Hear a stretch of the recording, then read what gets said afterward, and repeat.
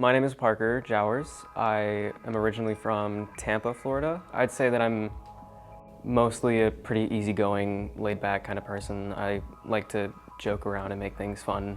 Throughout most of my life, I've been really interested in video games, TV shows, movies, somewhat recently getting more into anime and stuff like that. I'd say a lot of my creative process, at least with art, it comes a lot from the media I ingest. So like I'll usually get some kind of information from that and either try to draw a scene around them doing some kind of action or whatever. I'd say like the most recent example of something I've done was somewhat recently finished a game called Hollow Knight, and I wanted to do a drawing based off that. My main dream right now is to use my design knowledge in some way to like work on productions. As of recently, I've been getting really interested in like influencer productions. I've seen a lot of like tournaments, just like general like game show events and stuff like that that I've seen like online and stuff that I really get inspired by.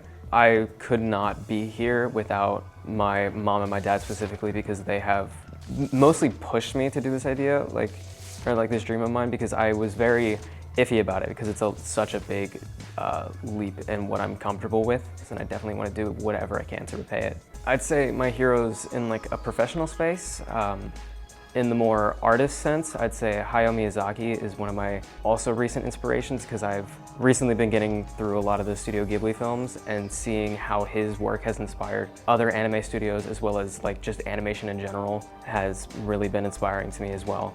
He's not an artist in in the graphic sense, but in the lyrical sense, Kendrick Lamar. His music has shaped a lot of my core beliefs in a lot of things, as well as like heavily influenced how I listen to music in general. One of the phrases that I do think is really cool that he says a lot, at least in one of his projects, was "What happens on Earth stays on Earth." I like to think of it as like, what you do will live after you when you're gone. Even if you think that whatever you did is not impactful in any way, it is.